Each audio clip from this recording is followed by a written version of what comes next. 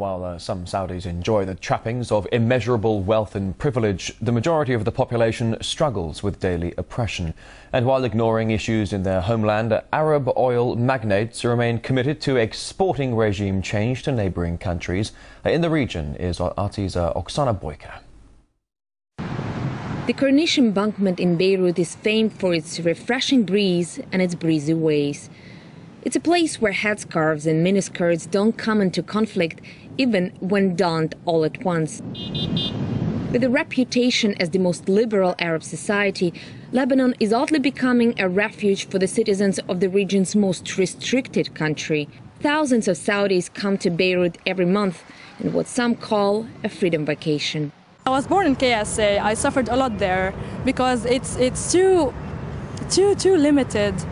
I have to cover my face, my eyes, my whole body. What? I'm a human being over here. Please look at me.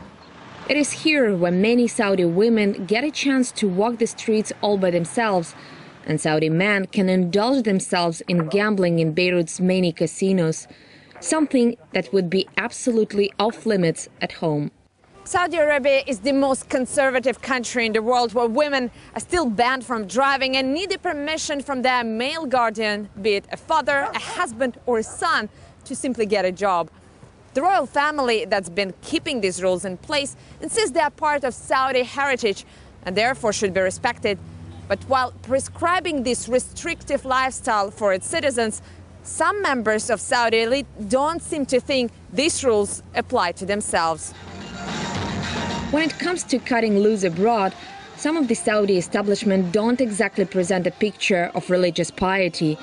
Saudi princes have been seen raining hundreds of thousands of dollars on women in nightclubs, ready cash by their sides. The excesses of the select few and restrictions for everybody else has not gone unnoticed, fueling public discontent that over the past year has been repeatedly met with live rounds. 4 protesters have been killed in Riyadh this year alone, with up to 50 arrested. In March, the country's religious council issued a fatwa that equated demonstrations to a sin, punishable by death. Once you have a demonstration in Saudi Arabia, typically that demonstration would be repressed harshly. And we have heard and seen many reports by independent reporters and human rights organizations verifying this fact. Demonstrations in Saudi Arabia are simply illegal. Yet, despite harsh treatment of its own protesters, Saudi Arabia has been very supportive of revolt elsewhere.